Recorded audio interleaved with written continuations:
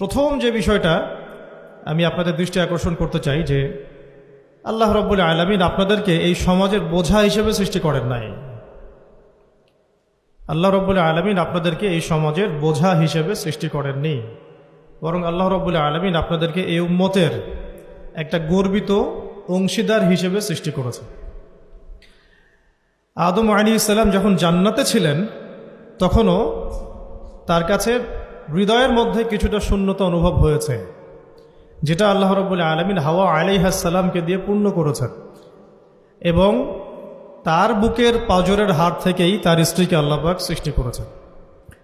এবং উভয়ের প্রতি আল্লাহ পাকের নির্দেশ কিন্তু সমান ছিল। এমন না যে আদম আলাইহিস সালামকে বলা হয়েছে এই গাছের কাছেও যেও না, হাওয়া আলাইহিস সালামকে বলা হয় না, এই ব্যাপারটা কিন্তু এমন নয়, বরং উভয়ের প্রতি সমান আদেশ ছিল। ওয়ালা তাকরাবা হাদিহিশ শাজারা, তাকরাবা শব্দটা দ্বিবচন, তোমরা দুজনের কেউই এই গাছের কাছে যাবে না। অর্থাৎ আল্লাহ পাকের যে আদেশগুলো আসমানি কিতাবের মাধ্যমে আমাদের কাছে এসেছে এগুলো নারী এবং পুরুষের জন্য সমান। ক্ষেত্র বিশেষে কিছু কিছু সূরতে আমলের, চলাফেরার, উসুলের কিছু পার্থক্য আছে, কিন্তু আমভাবে প্রত্যেকটা নসিহত এবং আদেশ কিন্তু নারী পুরুষ সবার জন্য সমান। আমরা যদি চাই যে বাংলাদেশের মাটিতে দিন প্রতিষ্ঠা করতে, তাহলে শুধুমাত্র পুরুষদের ভূমিকা যথেষ্ট না, কোশ্চিনকালও যথেষ্ট না। কারণ প্রত্যেকটা পুরুষই কোনো না কোনো মায়ের সন্তান, কোনো স্ত্রীর স্বামী, কোনো বোনের ভাই অথবা কোনো মেয়ের বাবা। তাহলে যদি শুধু পুরুষবাচক শব্দে আমরা সমাজ সংস্কার করতে যাই, আমরা ব্যর্থ হব। দুঃখের সাথে বলতে হচ্ছে এটা, কিছু কিছু ক্ষেত্রে আমাদের আত্মসমালোচনার দরকার আছে।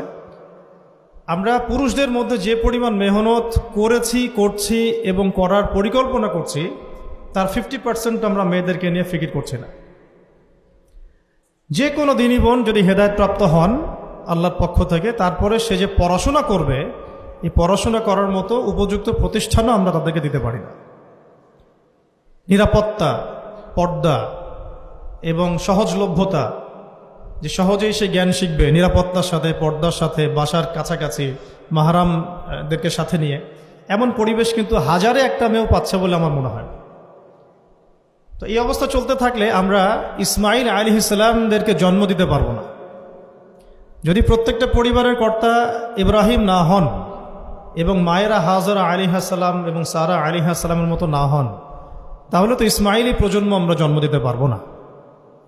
সেক্ষেত্রে আমরা আল্লাহ পাকের জমিনে দিন প্রতিষ্ঠাও করতে পারবো না।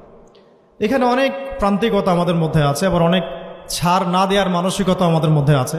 পরিপূর্ণ ইসলাম পালন করতে হবে এবং আল্লাহ পাকের জমিনে তার দিনটাকে প্রতিষ্ঠার চেষ্টা করতে হবে।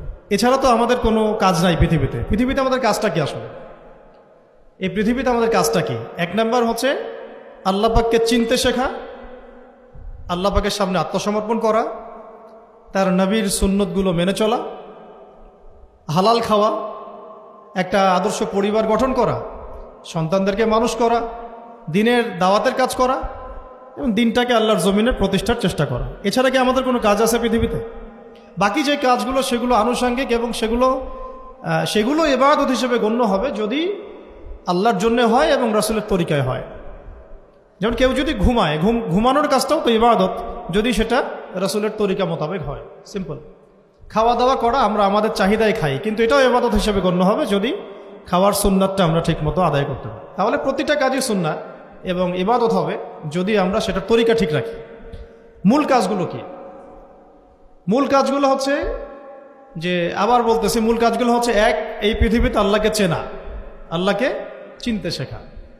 দুই, আল্লাহ রাব্বুল আলামিনের সামনে শর্তহীন আত্মসমর্পণ, শর্ত সাপেক্ষে না, একদম নিঃশর্ত আত্মসমর্পণ। তিন, আল্লাহ পাকের সমস্ত হুকুম আহকামগুলো মেনে চলা। চার, রাসূলুল্লাহ সাল্লাল্লাহু আলাইহি ওয়াসাল্লামের আদর্শ প্রত্যেকটা কাজে বাস্তবায়ন করা, সুন্নতের উপর থাকা। পাঁচ, হালাল খাওয়া। ছয়, আদর্শ পরিবার গড়ে তোলা। সাত, সন্তান প্রতিপালন। আট, সৎ কাজে আদেশ। নয়, অসৎ কাজে নিষেধ।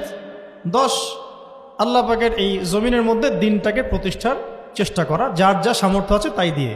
কেউ জান দিয়ে করবে, কেউ মাল দিয়ে করবে, কেউ কথা দিয়ে করবে, কেউ লিখনি দিয়ে করবে, কেউ প্রয়োজনে আল্লাহর পথে জিহাদ করবে, কেউ প্রয়োজনে শহীদ হবে। যার যেটা স্রোত সে সেভাবে করবে।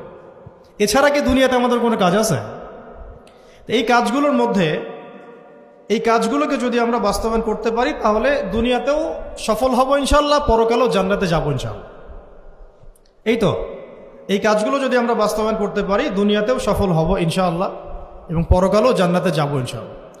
এক্ষেত্রে এই গন্তব্য হাসিল করার জন্যে যে কাজটা সবার আগে দরকার, এতক্ষণ যেগুলো বললাম, এই গন্তব্যটা হাসিল করার জন্য সবার আগে যে কাজটা দরকার সেটা হচ্ছে শরিয়াতের একটা ন্যূনতম জ্ঞান অর্জন করা। শরিয়াতের ন্যূনতম একটা জ্ঞান অর্জন করা। শরিয়াতের ন্যূনতম জ্ঞান বলতে আমি কি মিন করছি, কি বোঝাচ্ছি? আমি বোঝাচ্ছি কমপক্ষে আপনাকে বিশুদ্ধ করে কোরআন তেলাওয়াত করা শিখতে হবে, 1 নাম্বার। এর সাথে আপনাকে আরবি ভাষা কিছুটা হলেও শিখতে হবে যাতে আপনি কোরআনটা বুঝতে পারেন। 3 নাম্বার হচ্ছে হাদিস শাস্ত্র পড়ার যোগ্যতা আপনাকে অর্জন করতে হবে, মানে হাদিস পড়াশোনা করতে হবে। 4 নাম্বার নবী সাল্লাল্লাহু আলাইহি ওয়াসাল্লামের পবিত্র সিরাত অর্থাৎ জীবনী, এটা আপনাকে পড়তে হবে। মনে থাকবে তো? লিখে নেন। 5 নাম্বার হচ্ছে 1 নাম্বার কি বলেছিলাম? বিশুদ্ধ কোরআন তিলাওয়াত। তারপরে বলেছি আরবি ভাষা শিক্ষা করা। তারপরে বলেছি হাদিস পাঠ। তারপরে বলেছি সিরাত পাঠ। 5 নাম্বার হচ্ছে আকীদা বিশুদ্ধ করা। আকীদা বিশুদ্ধ করা। আকীদার অনেক কিতাব আছে এবং আকীদার আর অনেক দার্সও আছে, এটা নিয়ে আমরা পরে আলোচনা করব ইনশাআল্লাহ। 6 নাম্বার হচ্ছে আপনার ইসলামের ইতিহাস পড়াশোনা করতে হবে, ইসলামের ইতিহাসটা পড়াশোনা করতে হবে। 7 নাম্বার হচ্ছে ইসলামিক অর্থনীতি পড়াশোনা করতে হবে, ইসলামী অর্থনীতির জ্ঞান রাখতে হবে।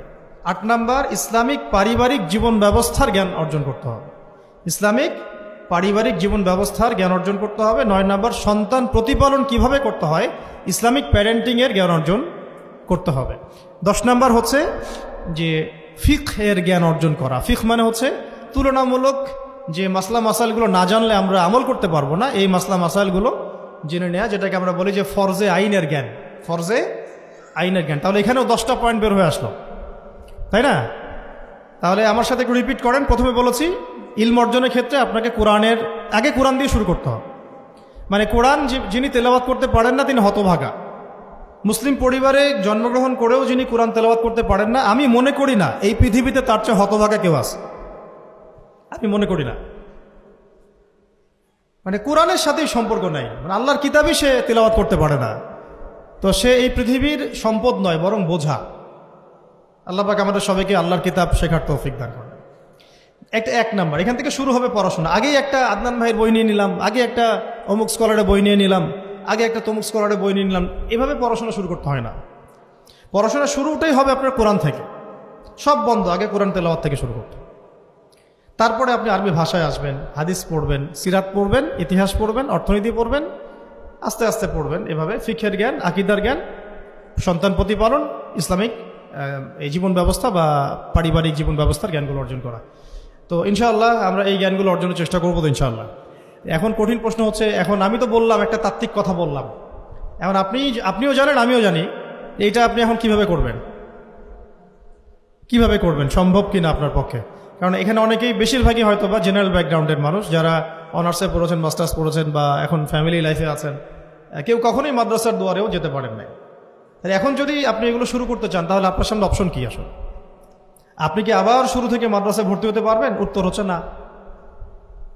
তাহলে সেকেন্ড অপশন হচ্ছে মাদ্রাসা ভিত্তিক যদি শর্ট কোর্স চালু করা হয়, সেই শর্ট কোর্সগুলো আপনাকে করতে হবে, এছাড়া তো কোনো অপশন নাই।